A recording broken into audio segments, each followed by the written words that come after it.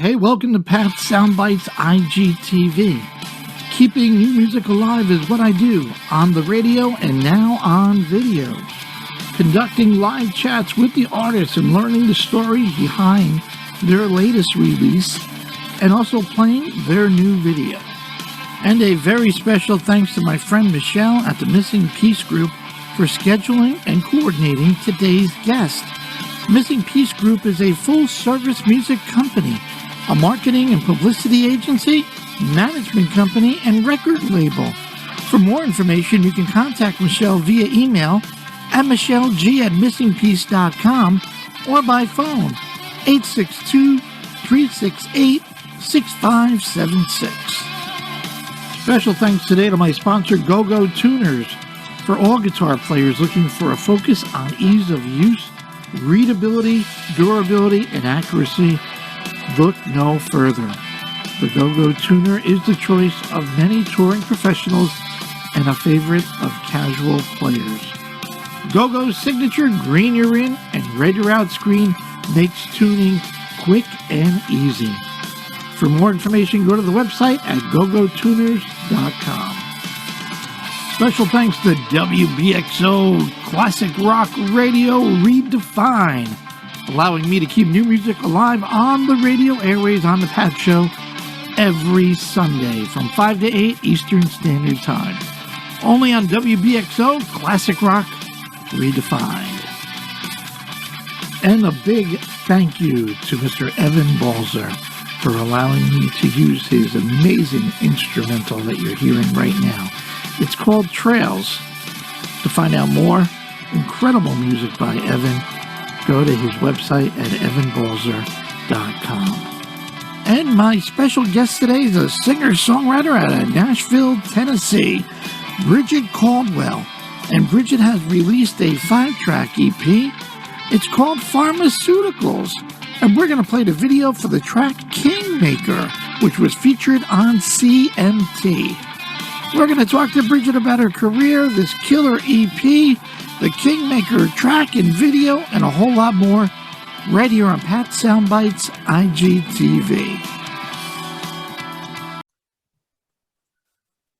Hey, live on Pat Soundbytes IGTV, keeping your music alive on the radio and on video and on Zoom and everywhere around the world.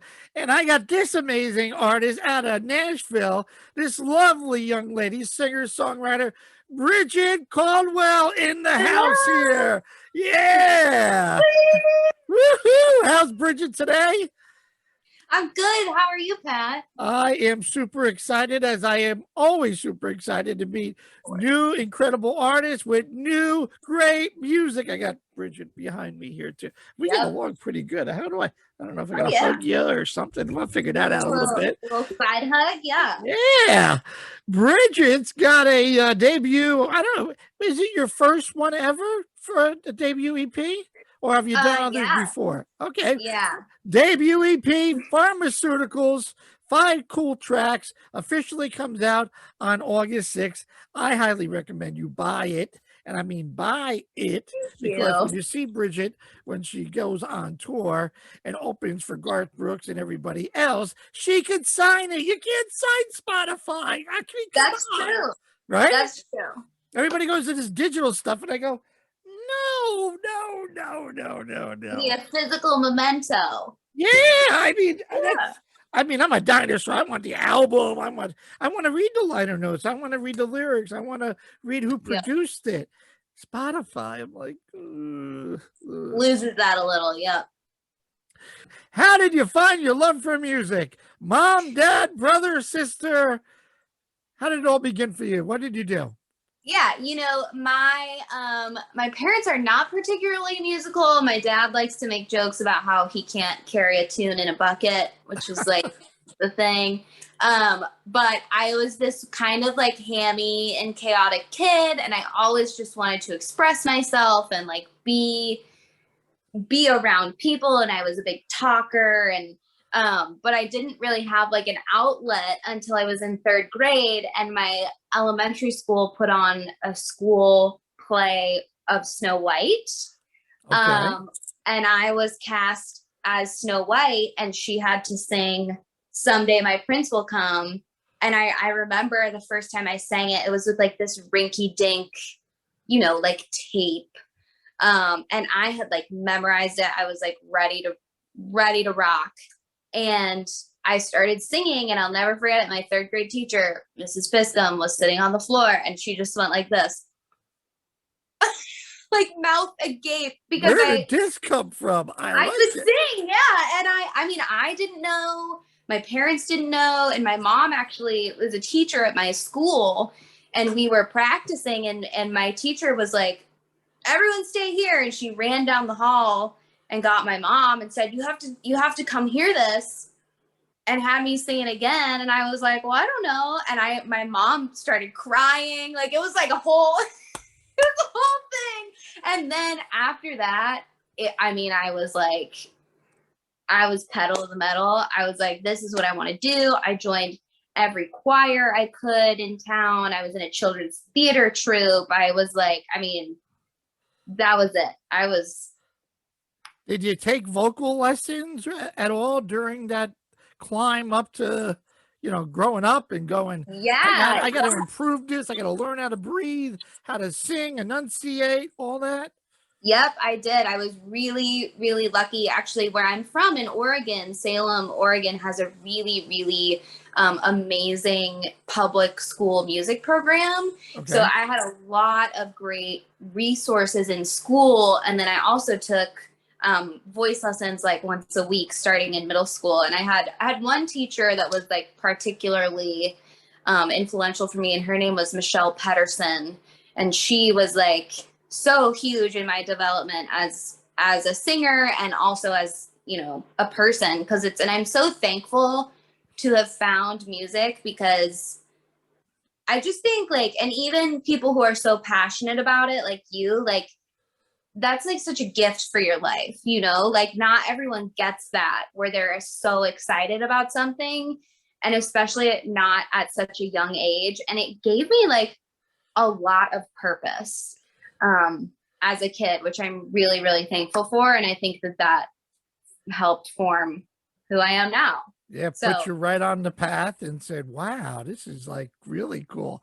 Oregon to Nashville. I read that you were going to, or you went to Belmont University. What did you take? Was it musical?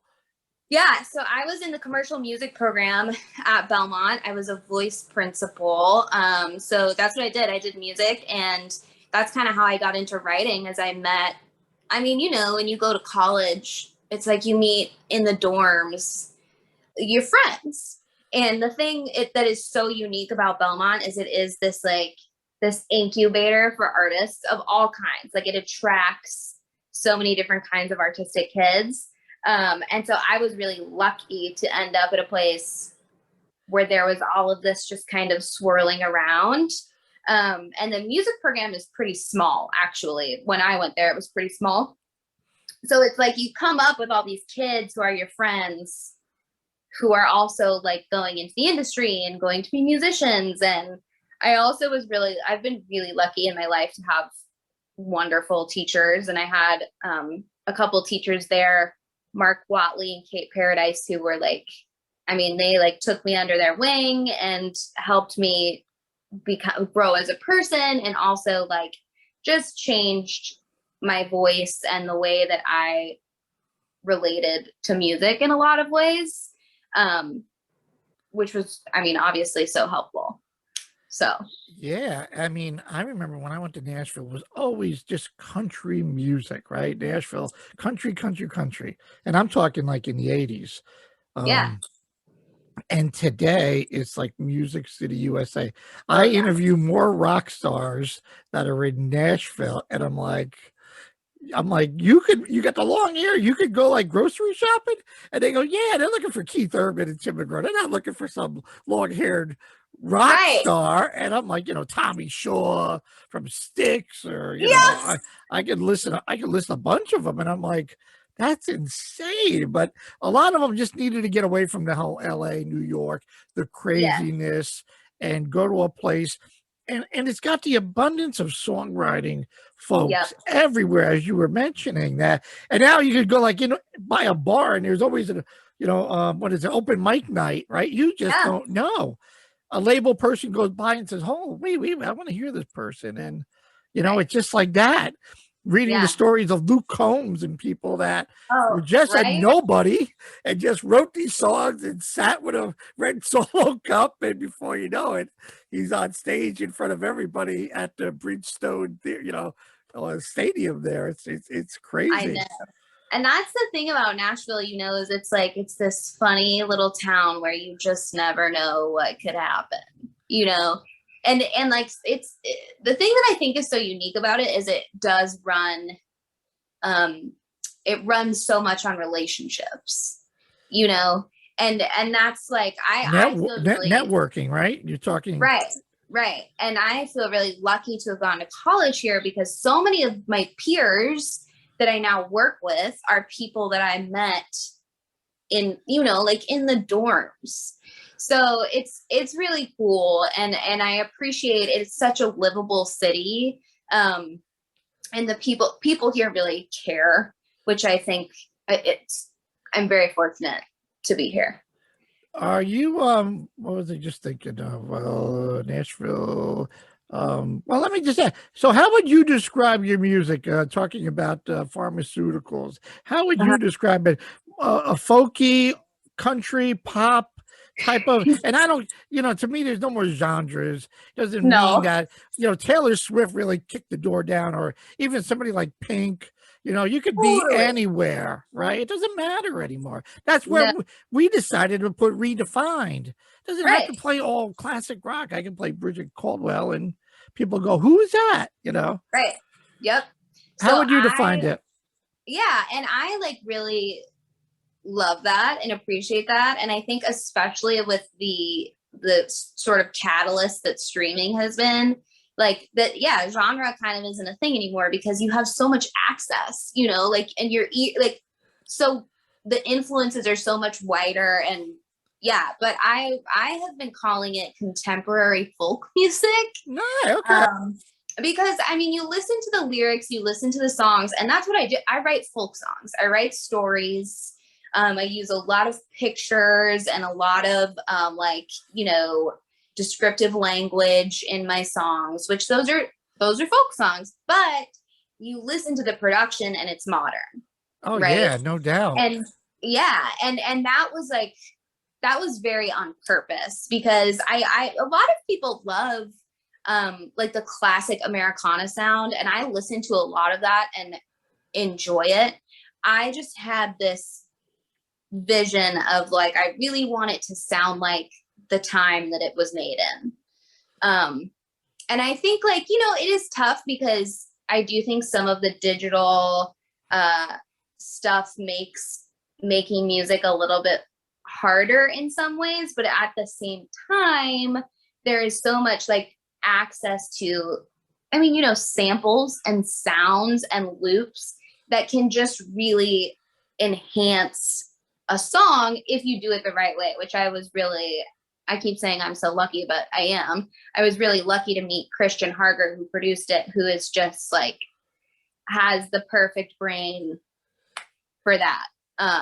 So yeah, I've been calling it contemporary folk because it's modern production, but I write folk songs. No, it's all good. Talk about your songwriting process. Is that you write the lyric first, you grab a guitar, piano? How does that all work for you, Bridget? Yeah, it depends. That's like the worst like non-answer, but it really varies for me. Like sometimes I get a lot of ideas while I'm driving. Call it, get the recorder out, right? Get the phone out. And I'm not sure if that's just because like I commute back and forth to work every day and I know where I'm going, and so my brain can go elsewhere, but I get a lot of melodic or lyric ideas when I'm driving. I would say that usually it's the lyric first for me. Like I have something pops in my head. And then you build off of it, right? Then you try to build off of it. Yeah. And then some moron cut you off, and then you got that in your head, and you're going, okay, I got it. Right. Yes. And I was actually talking to someone about this recently. Like, I usually, it's all still very like mystical to me. In a lot of ways. Like, I know that some people are like very methodical about it, but it's still like is insane to me that I can even write a song. You know what I mean? Like creating something that didn't exist before. So I always feel like I get those moments where I get inspiration are kind of like woo woo, like, oh, that was a download from somewhere else. Where did that come from? And sometimes it's like, all right, you'll write the song in 20 minutes, right? Like it's this magical, like crazy. Great. But then other times it's like you spend 3 weeks. 3 weeks could be years writing until you find that whatever it is to complete it. Like, that's it. Go back to the diary, pull out that lyric that I wrote 3 years ago on a plane. And yeah, right, exactly. So it is always so interesting to me, and every song for me has its own life cycle, you know. These are your babies. I mean, come on. It really is. And so it's always like the personality of each one kind of comes out in the way that it is created too, which is really, really interesting. Like Kingmaker, I wrote that song with my friend Reed Pittman, and I came in with the first verse and just the hook, and I was like, I have this kind of wacky idea. And he was like, I love that. And I think we wrote that song in like 45 minutes. Like it was just one of those ones where it was like, whoa, something just happened. But then Pharmaceuticals, I wrote that with my friend Luke Presson, and it was like painful. It took many hours to even get it started. It was like, you know what I mean? So you just kind of, I don't know, like I said, it's all still very mystical to me, but oh, it's all great. I mean, one artist said, look, you could write a song, Pat. It's just, you have it. You just have to figure out the way to express it out, which will lead me to ask you, your songwriting, is that therapeutic for you, to a way to express, whether it's a bad relationship, whether it's some idiot that cut you off, or whether it's growing up? I know you're a nanny and the kids and everything that surrounds you, the love. Is it therapeutic for you? I think absolutely. I think it's definitely always very cathartic for sure. I am interested in that if I'm going through something and then I write a song about it, 9 times out of 10, it's after it's happened. So like, I usually process something and then I can write about it. Like very rarely can I write when I'm like in the midst of something. But it's so cathartic and healing. And, I mean, sometimes it's kind of painful, right? Like you're like, oh, this is like really hard and a lot of emotions. But it's like right there though. Yeah. You know it's there, and you're like, why am I struggling? And then the next day you could go back at it and it's like, boom, oh, I was working too hard on it. Let's talk about some of these tracks. I mean, Kingmaker, the video on CMT, I'm sure you're still pinching yourself going, Mom, put on. I know. When they picked that up, I was like, what? Really? I mean, I just like couldn't believe it. This is a funny story. So my dad is a big country music fan. Like he loves Garth Brooks. He loves Trisha Yearwood. He loves, he's from like rural Oregon. That's all they listen to. And so I was like, oh, I'm so excited to tell my dad that my video is going to be on CMT. And I call him, and I think it was Father's Day. And so I'm like, Dad, you're not going to believe this. My video is going to be on CMT. And he goes, who's Sam Key? Oh, what? And I go, no, Dad, CMT. And he goes, Sam T? Oh. And I said, Dad, country music television. And he starts, losing it, laughing. He's like, I'm sorry, I couldn't hear you. Oh my God. But it was like the funny. I was like, well, that was anticlimactic. Wow. That, Who's Sam King? who's Sam? What? That is Man, really yeah. cool. Well, But when I it was awesome. It was so, I'm so thankful that they picked it up, and the piece that they wrote with it was lovely. And I mean, you know the story. Those are my nanny kids that are in the video, right? Yep. And then that's their grandmother who's playing like the Nana figure. And the little girl who's like supposed to be little me, I started nannying her when she had just turned 1, and she's 7 now. So she and I have like really, we are very tight and have spent much time together and have kind of grown up together. And so it was really special in a lot of ways. And it when something is so deeply personal and important to you, when other people relate to it too, that is like no better feeling. I don't know that I've ever had a better feeling. Right. You know, there is no better feeling. No. Right. I mean, and you had to be so comfortable on the set, probably beaming with a smile that you could look anyway and see the kids or grandma, and they're part of this so important event for you. Yes. I mean, that's a killer. When I listened to this when I listened to the song, at first I thought it was which song am I thinking of? No, Pharmaceutical, before I get to Kingmaker. Pharmaceutical, I thought was about addiction. I'm a try to dig in and really try to. Yeah. And what's great about music is it's whatever somebody interprets it. Yes. It doesn't mean what you really meant. But I thought addiction, and then I thought more heartbreak. So I said, well, I'll just ask her. What is you? But you don't have to tell me. It's whatever you want me to think. Oh no, I think you were spot on. It's about both. Okay.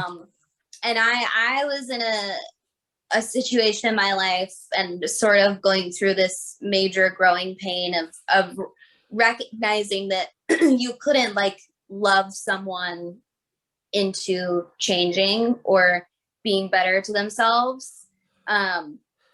And for me, it was a romantic relationship, but Luke Preston, that my friend that I wrote it with, he had a friend that he was going through kind of a similar thing. And we started talking about it, and that's kind of how it started. Because I'm thinking of pharmaceutical, like you want to give it a medicine to fix it, and you can't, right? Whether it's a relationship, I want them to love me, but I don't know. But then I'm thinking of addiction. We're watching somebody go through this pain, and you want to do something. That's what I took. You do, and you like. It's this funny paradox of like, you can't save someone from themselves, but you also, it's not naturally human to just say like, well, right.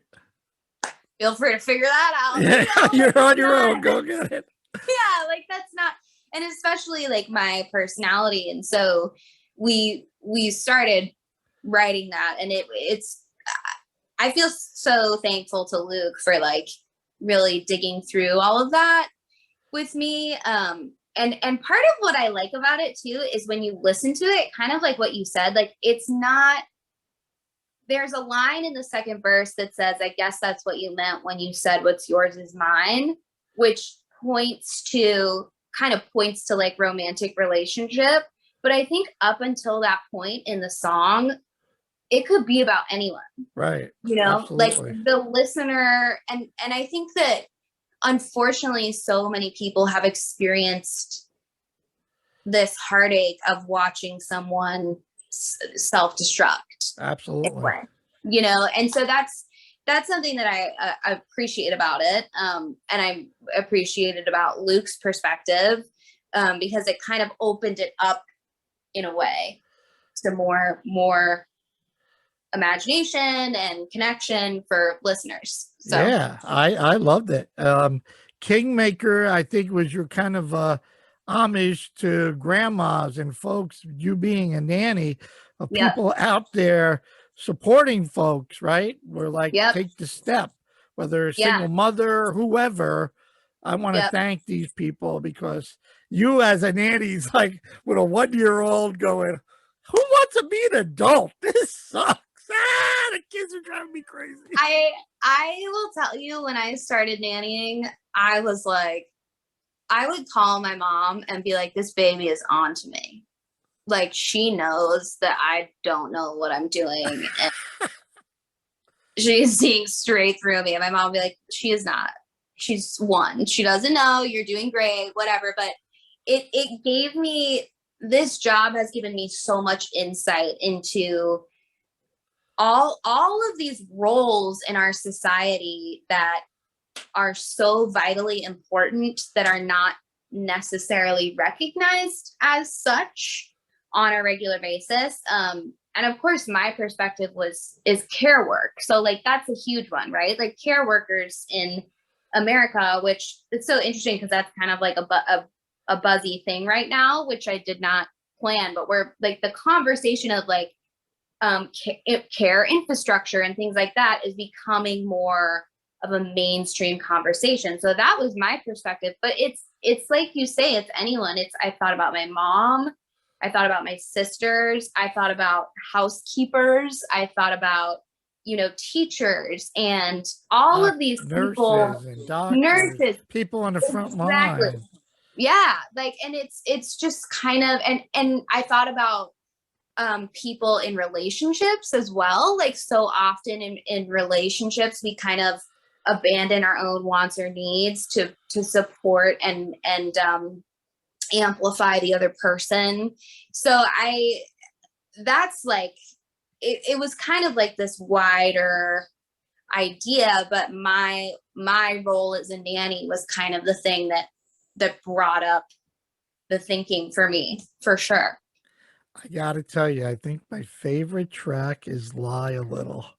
I don't know Nice! why, but that track, I listened to the EP a bunch of times, but every time I get to that track, I highlighted in big letters, got to tell her, Lie a Little should be the next single, but I don't know about that. Pat, you might be onto something. I love that track. I don't know what it is. When I listen to it, I go, I got to tell her, Lie a Little. I'm not at liberty to say at the moment. No, you didn't say anything. You may be onto something. I must be onto something, and I hope there's a video and we could play that too. I'm so happy to hear that. Thank you. No, it's great. I do a lot of preparation. I think it's important to learn about you as much as I can. Did you put an album out? And on your Instagram, Miss Bridget, you said, hey, friends, I'm coming out of retirement. And I'm thinking, and the feedback was incredible. And I'm like, okay, so she started this and had the support, and then she maybe started working and went to college and maybe got a little derailed, but then said, I got to do this. I'm doing this. I'm putting it out. Oh, and by the way, here's Kingmaker. Go buy it today. And so I got to ask you, what's the story? Were you doing it? Were you playing in places or? Yeah, that's so funny that you noticed that. It's been a long road, Pat. In the grand scheme of things, it hasn't, but so before I moved to Nashville, I was a huge musical theater kid. That's what I did. And I was all over. I tell people, I'm like, I wish you could have known me as a 14-year-old who was hell-bent on getting to Broadway, because I was in dance classes 5 days a week. I was in piano lessons. I was in voice lessons. I was in a children's theater troupe. I was in the stuff in my high school. I had file folders of musical theater schools and audition requirements. I would update them every year. Like I was, full speed ahead. Yes. And I really think I would have done it, but I guess when I was like 17, I was 17, I got a really bad case of mono and I had to get my tonsils removed.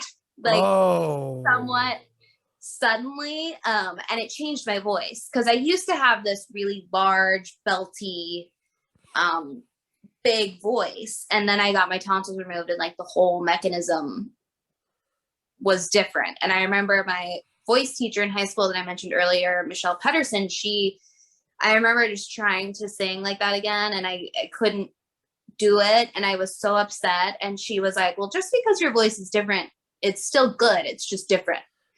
So reroute. So I had a lot of people from like Oregon who were very early on very invested in me, which is amazing. Kind of from that. And then when I went to school, I started writing, and I started just kind of like playing out and playing, you know, whatever. And then I put out a few songs after college that people had responded to. And then I started, when I got out of school, like I had to have a full-time job, right? So I started nannying full-time, and that's a lot of time. Working full-time is a lot of time. So I was kind of doing that, kind of focused on that. And then I had started trying to get a country publishing deal, because I was like, well, then I can get paid, right? Yeah, right. Like, then I get an advance, then I can pay my bills, and I'll do this and whatever. And so I started building all of these relationships, like with co-writers and publishers and stuff. But I kept hitting this wall of, I would go to these meetings and they would say like, well, this is really good, I just don't know what to do with it. Like, I can't really pitch Great this. job, but really can't help you. Exactly. And that starts to wear on a person. Oh yeah. Oh yeah. After a while you go, I'm going back to Oregon. Exactly. Or I gotta move to So, New York or something. This is like crazy. I know. I'm gonna be a pub. I was kind of just like in this limbo for a while of like, what am I doing? Should I even be doing this? You know how the artists get. Like, you're just like, oh God. And then I met Christian Harger, who produced the EP, actually on another recording session. He was playing bass. He's a bass player. And he basically was like, I love your voice and I love your songs so much. How I really want to get into producing. What if I just produced 2 tracks? And if you hate it, we don't have to go any further.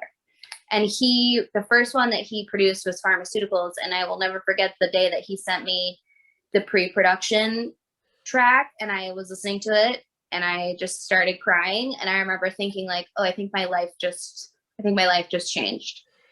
So that joke was kind of in reference to like, oh, I had started this thing when I was young that I felt like I had a lot of steam, and then got a little bit derailed, but recovered. And then I got to Nashville, and then I started writing with all these people and playing out. And then I got a full-time job. So I took a little breather, and then I was like making all these relationships and hustling in the country world, but no one wanted me. And so it was kind of just this joke of like, you guys thought I was done.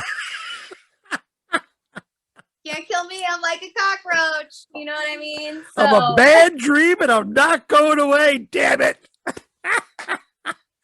Exactly. So it was good that you helped him out too, because he wants to use his craft, and yes. he got your music, he loves your voice and understands it, and probably didn't influence you, just said, try this, try that, let's do this, let's do that. He sends you the demo and you like, wow. Wow. It was And it's just so funny the way that life goes sometimes. And I will be forever indebted to him, because I was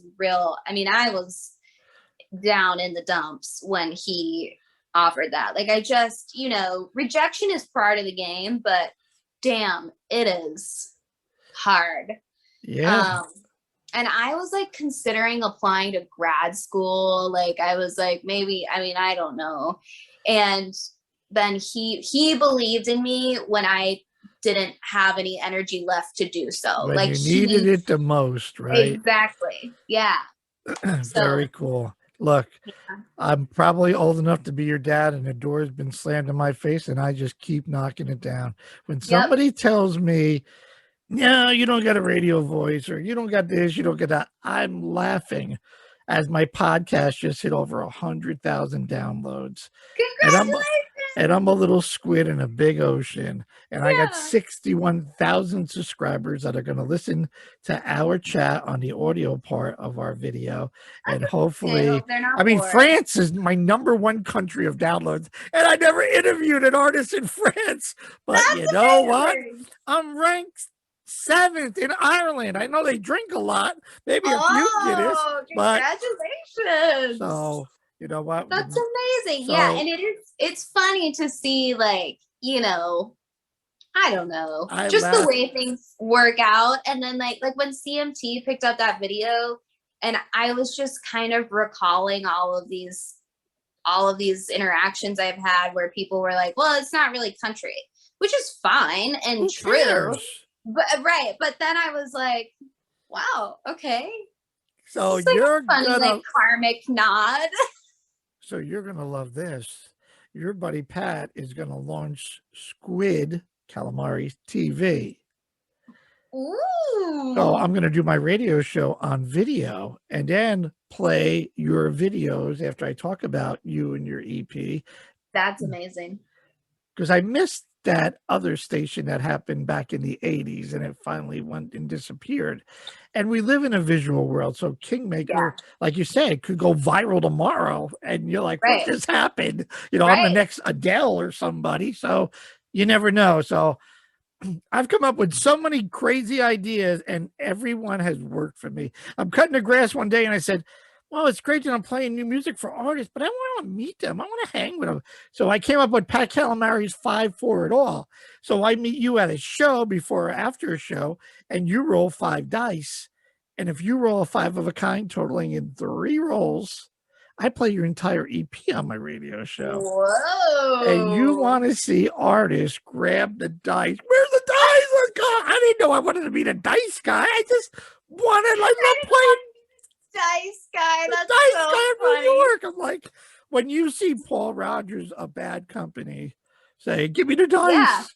Or the guys from Three Doors Down. Collective Soul. I don't know if you know Collective Soul. I'm sure you do. Yeah. Collective Soul, right? Jesse Triplett, who lives in Nashville. I go to a show.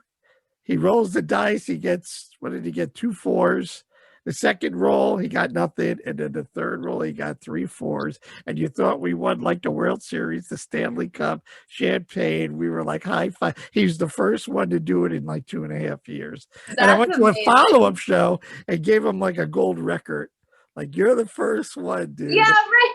You did. And we've been friends ever since. I mean, I love those guys.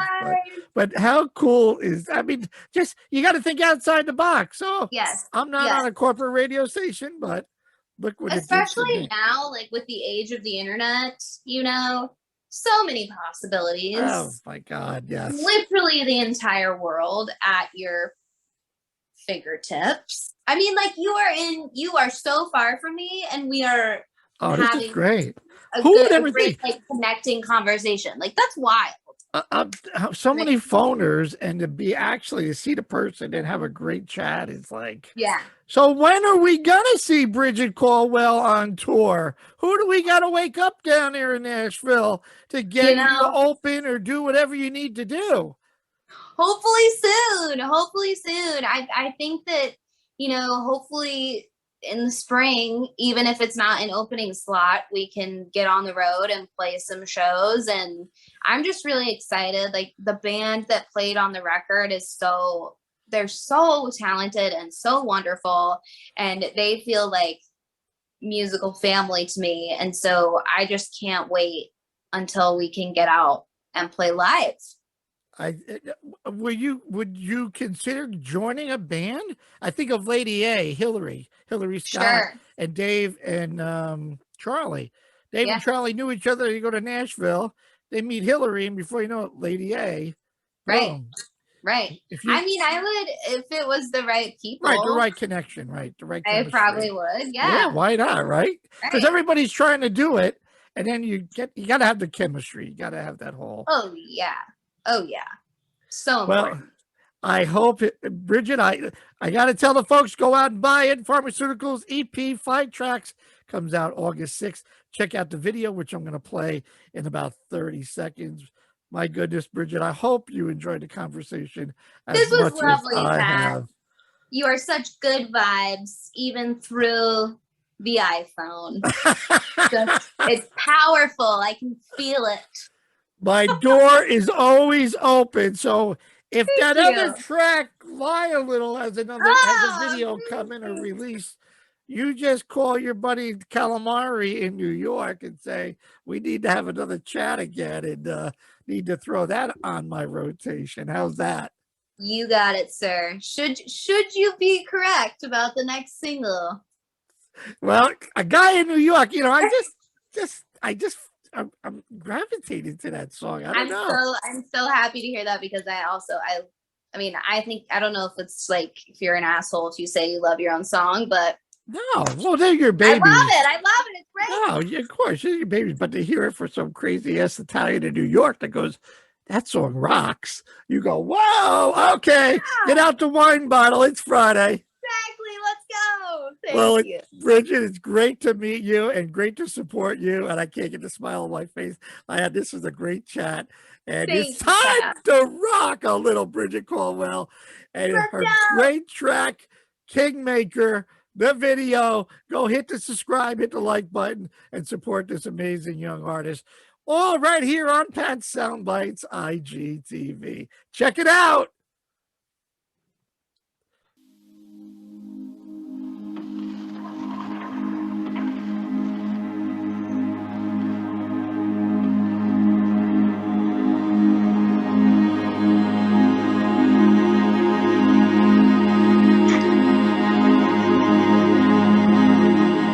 Small but came up tough. Never was quite pretty enough.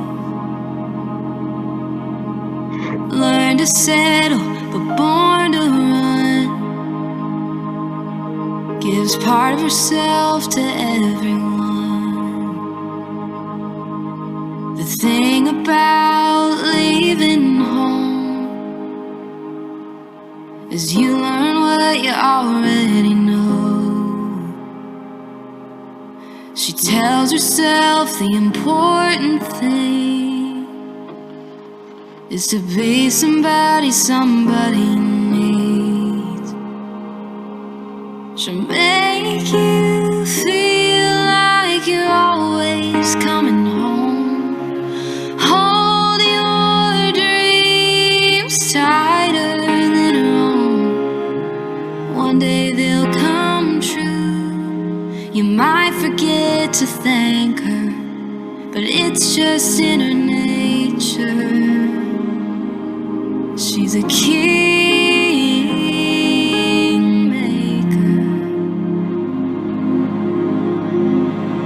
If you keep taking more and more, she won't try to even up the score. She'll push you out into the light.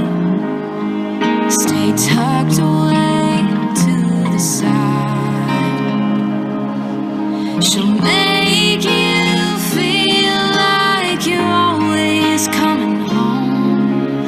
Hold your dreams tighter than her own. One day they'll come true. You might forget to thank her, but it's just in her nature. She's a kingmaker,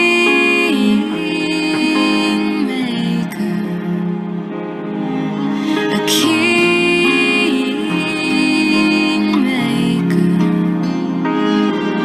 and her name may not be written down in history books, but she's the one that you call when it goes to hell. When you're alone and you got no one else, she'll make you feel like you're always coming